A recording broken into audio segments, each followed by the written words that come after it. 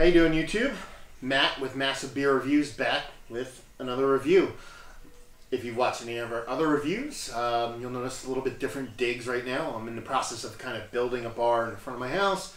It's getting closer to done, so I figured I'd move stuff in here instead of me rearranging my kitchen every time I wanted to do a review. So we'll see how this goes. Today we are going to do a Kulmbacher Eisbock. I'm a big Eisbock fan in general. I'm a high ABV guy, so you know Eisbocks typically lend themselves to being high ABV. For those who don't know, Eisbocks get their name pretty much from what they do is they freeze the beer to the point where they actually the water part of the beer becomes ice, and then they strip that from there, therefore making a little bit higher alcohol content, a little bit more robust, a little bit more dark, typically more dark and a bit denser.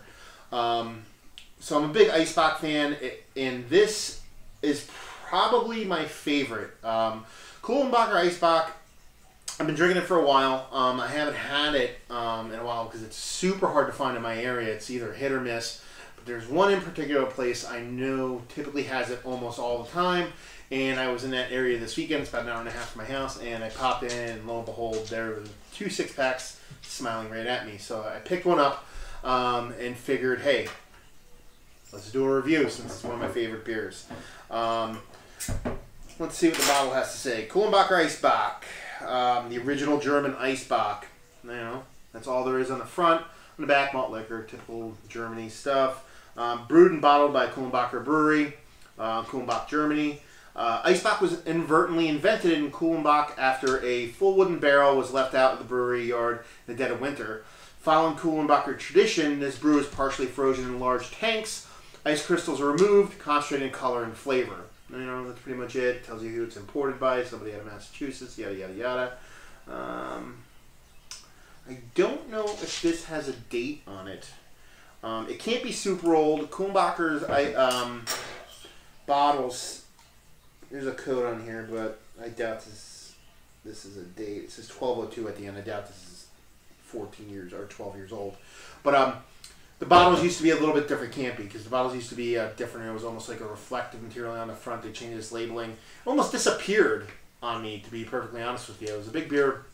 I tried to track it down, and then I could find it, and all of a sudden, poof, dropped off the face of the earth.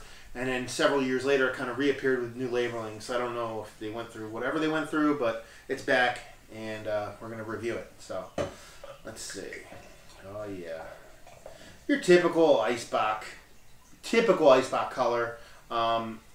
They can be lighter, but for the most part, they're typically darker. They're not a Doppelbock. What a lot of people think is most Eisbocks are pretty much just like a Doppelbock with the that is then frozen and stripped the ice.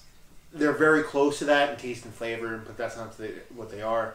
Probably the most readily available Eisbock, which I'll probably review in the future, and I'm a big fan of too, is Schneider Aventinus does their Eisbock. It's very good. Doesn't hold a candle to this one typically. So as you can see, decent head on it. Probably was close to even 3 fingers when I poured it. Beige head. It's not dark black like a stout or a porter. It is super duper duper ruby red. You probably can't see it in there, but there's some just super redness to it. As far as nose goes, just malty heaven. You know, I mean, you're getting malt, a little bit of yeastiness, 0 hops whatsoever. Maybe a little bit of cherry to it, just the slightest bit whatsoever. And it just smells fantastic. I mean, if you're a malt person and you can find this, I mean, I'm going to tell you right now, this would be a beer you enjoy. So let's see what she has to offer.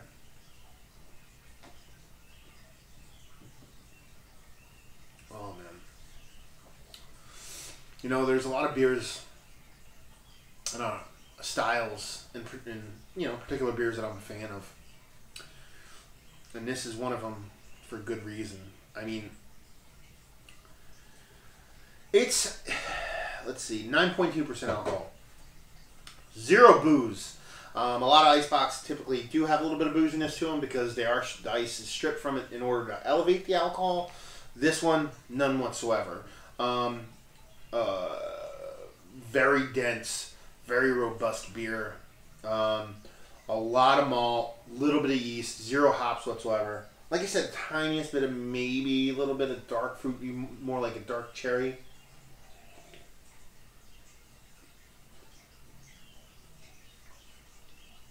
Nothing, nothing, nothing too forceful. Which a lot of people say, you know, your icebox is a little bit in your face, a little bit forceful.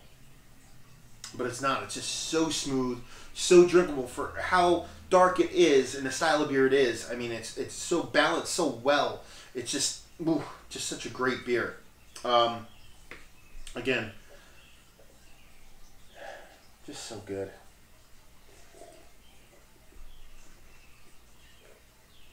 I mean, a lot of people aren't familiar with Icebox. It's not a beer you know. It's not a huge style that's made. It is one of my favorite styles.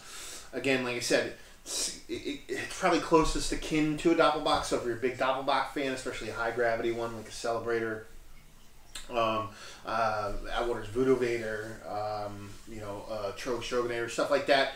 Those are beers that you like. Icebox are probably going to be right in line with what with your palate and what you like.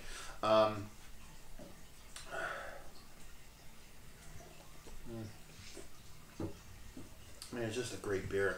As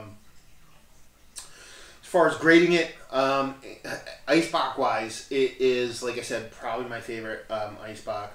I haven't had it in a while. I was kind of wondering if maybe history was playing tricks on me as far as if I like it or not, but it didn't. So I mean, in its style and for what it is, I'm gonna give it a high 90s, probably like a 95.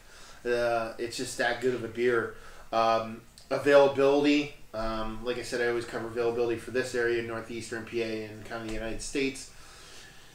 I know it's kind of like when I did the Harvest Ale one, it's not readily available, but I know one place that always has it. So for me, I put an availability scale of like a 4, just because I know one place that I could always get it. But other than that, if I don't want to make that hour-and-a-half trip, I'm poop out of luck.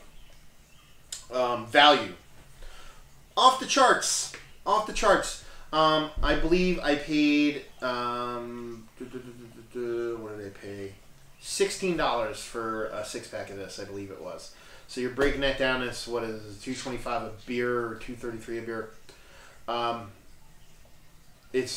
mean, you can't go wrong. I mean, actually no, I paid even less than that. But anyway, it's just on point as far as cost. I mean, you know, if you can get a little less, a little bit more, I'd even say jump for it. But, you know, mid-90s for rating flavor-wise. You know, availability is meh, you know, 4 or 5, probably more like a 4, and just, value-wise, it's just off the charts. It's that good. So yeah, I mean, Doppelbock fans, even like Belgian Strong Dark Ale fans, just any malt heads out there that like a little bit higher ABV beers with super nice mouthfeel, super creaminess. Kulmbacher Eisbock, check it out. And yeah, it's another review in the books. If you enjoyed the review, please comment, like, share, complain, whatever. And hopefully you check out some of our other reviews. If you want to check us out anywhere else on the internet, you can check us out at Massive Beers at Facebook, Instagram, and Twitter. And hopefully you enjoyed it, like I said. And leave some comments, share. And hopefully see you guys next time. Cheers.